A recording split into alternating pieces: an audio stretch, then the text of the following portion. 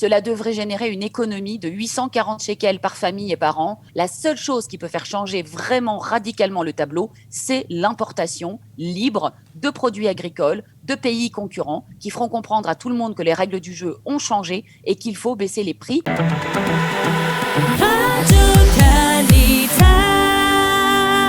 Et nous allons parler à présent de la réforme des fruits et légumes, et nous allons faire le point justement. On va essayer de comprendre cette réforme puisqu'elle est un peu complexe, et pour le faire, nous allons en parler avec Yael Ifrar. Bonjour Yael.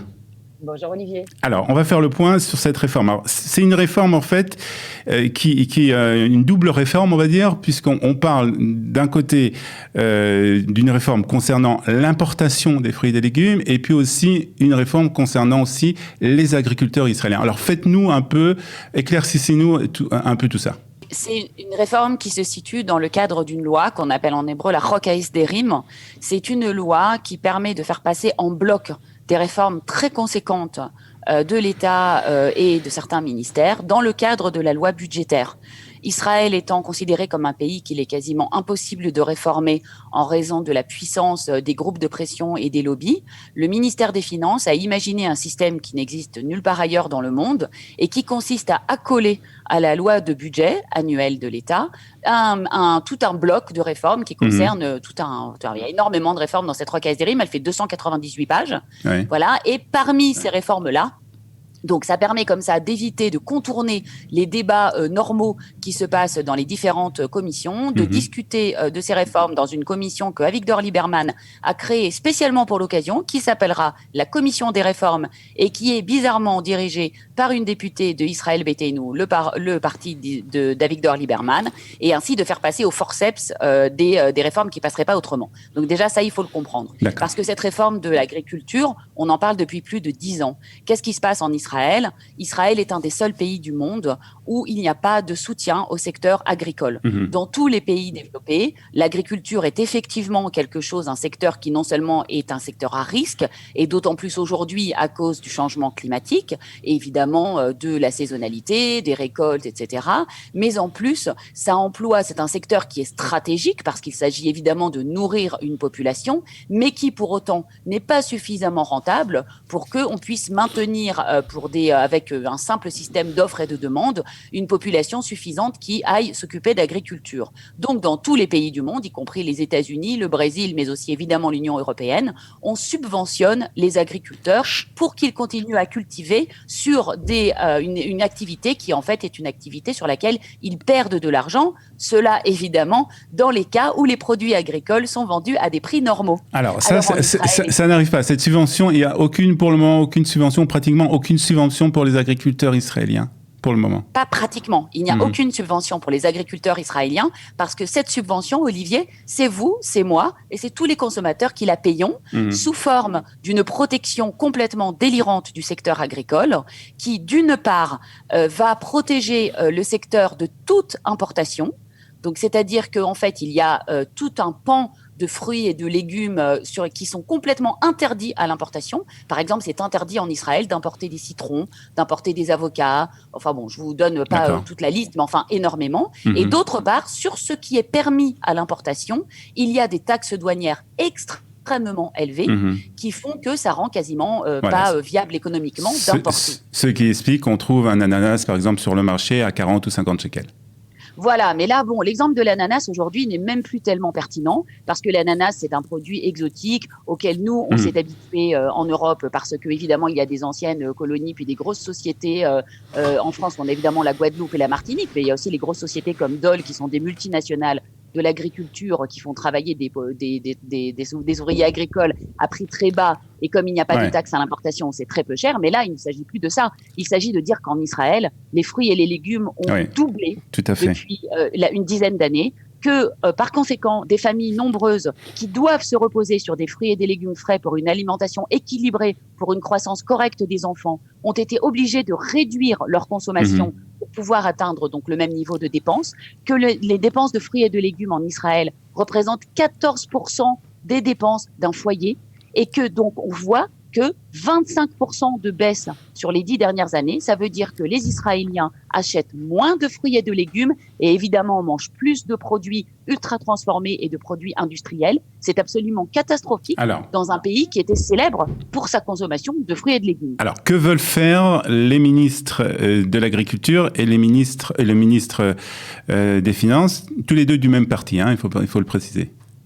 Oui, et c'est bien pour ça qu'Avigdor Lieberman a demandé à ce que le ministère de l'Agriculture soit donné à son parti. C'est pour pouvoir faire passer cette réforme. Je rappelle que dans la dernière version de la Knesset, la 23e, le ministre de l'Agriculture était Alon Schuster, qui était le représentant des kibboutz. Hein. Donc évidemment, il veillait aux intérêts de ses électeurs et aucune réforme n'est passée. Ce qu'il propose de faire, c'est tout simplement de réduire graduellement les taxes douanières à l'importation sur les fruits et les légumes, afin de permettre que l'on puisse faire rentrer de la concurrence et que les agriculteurs israéliens qui, sachons-le, ne sont pas du tout dans la misère. Hein. Alors là, en Israël, on n'est pas du tout dans le cas des pays européens où on nous parle de la misère des agriculteurs et des suicides en masse. Non, en Israël, les agriculteurs gagnent très, très bien leur vie. Ils règnent sur le marché. Tout le monde gagne très bien sa vie. Je rappelle que même dans les supermarchés, le segment des fruits et des légumes est le plus profitable de tous. On est sur une marge à 2% environ le plus bénéficiaire, sur les produits et à 12% sur les fruits et les légumes, 6 fois plus. Tout le monde prend sa part et ce sont nous les consommateurs qui devons payer. Donc la réforme consiste à annuler les taxes douanières petit à petit sur 4 ans en les faisant baisser chaque année de 25%, donc 75, 50, 25, etc. Et à soutenir les agriculteurs au dunam cultivé, c'est-à-dire à l'hectare cultivé. Donc on va les aider en gros à payer leurs frais fixes. Et on va éviter une sorte de subvention, en sorte. C'est une subvention. On va éviter ainsi qu'ils ne cultivent que les récoltes qui sont les plus profitables pour eux et qu'ils correspondent plutôt aux demandes du marché plutôt que de cultiver les espèces les plus protégées. Alors, vous allez un dernier mot, Olivier. Excusez-moi. Oui. Voilà. Quand on parle en Israël d'agriculture, on oublie aussi qu'Israël est un pays qui est exportateur et que donc une grosse partie de la production israélienne agricole est exportée à des prix battant toute concurrence, comme les avocats israéliens, par exemple, qui font la joie des pays d'Europe, et que nous, pendant ce temps-là, on laisse non seulement les agriculteurs gagner plein d'argent sur l'exportation, mais on les protège à l'importation. Alors, on n'a qu'à faire la même chose en France. Pourquoi n'appliquerait-on pas des mesures comme Trump l'avait proposé, c'est-à-dire un pays qui applique des taxes douanières, on lui en applique en retour. Ce n'est pas possible à cause de la législation européenne, mais il faut comprendre qu'on est puni doublement. Alors, on va voir dans quelques instants si vraiment cette réforme va faire baisser les prix, d'après vous. Mais tout d'abord, je voudrais que vous nous expliquiez pourquoi, enfin, on l'a peut-être un peu compris déjà dans vos propos. Pourquoi les agriculteurs sont en colère aujourd'hui? Ils vont manifester, ils vont peut-être aussi faire grève. C'est à cause justement... Vous seriez pas en colère, vous, Olivier? Si on vous arrangeait un boulot dans lequel vous n'avez aucune concurrence, vous pouvez vendre les produits au prix que vous voulez. Je vous rappelle qu'en Israël, un kilo de raisin, ça coûte 50 shekels, très souvent, 40 shekels. Est-ce que vous trouvez que c'est un prix normal pour un produit abondant et facile à faire pousser? Évidemment que non. Il y a des cartels dans l'agriculture. Les agriculteurs s'organisent entre eux et quand la production est trop abondante et que les prix menacent de baisser, ils détruisent la production.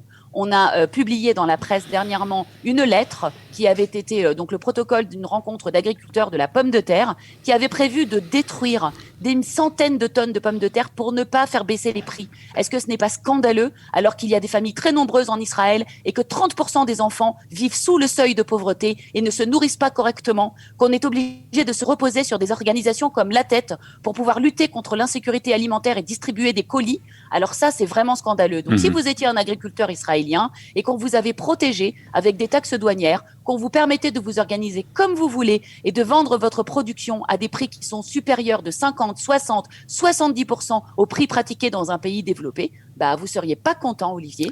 Et c'est ce qui se passe. Alors, pour terminer, Yael, est-ce que ces réformes plus exactement, vont causer une baisse des prix des fruits et des légumes et on va le ressentir dans notre porte-monnaie? Alors, selon le calcul du ministère des Finances et de l'Agriculture, cela devrait générer une économie de 840 shekels par famille et par an. On attend de voir. Parce vous nous avez parlé des intermédiaires, des supermarchés, etc. Est-ce qu'ils ne vont pas profiter aussi justement de cette baisse pour peut-être aussi gagner un peu plus d'argent? Oui, je pense qu'ils vont probablement en profiter, mais je ne pense pas qu'ils vont empocher toute la différence. Il faut comprendre que des grandes enseignes comme Rami Lévy ou Schufelsaal ne passent pas par des négociants de fruits et de légumes, mais achètent directement aux agriculteurs, souvent à prix cassé. C'est comme ça qu'ils gagnent beaucoup d'argent. Donc, on espère évidemment que tout le monde va répercuter cette baisse. La seule chose qui peut faire changer vraiment radicalement le tableau, c'est l'importation libre de produits agricoles de pays concurrents qui feront comprendre à tout le monde que les règles du jeu ont changé et qu'il faut baisser les prix. Et je le rappelle, cette réforme est destinée au bien du plus grand nombre de tous ces foyers qui aujourd'hui ont dû baisser leur consommation de fruits et de légumes parce que tout simplement, c'est trop cher. Très bien. On espère qu'on pourra remanger des fruits et des légumes à des prix normaux. On espère que cette réforme aboutira. Merci beaucoup en tout cas, Yael, d'avoir été ce matin avec nous sur Studio Quélita. Merci Olivier, bonne journée.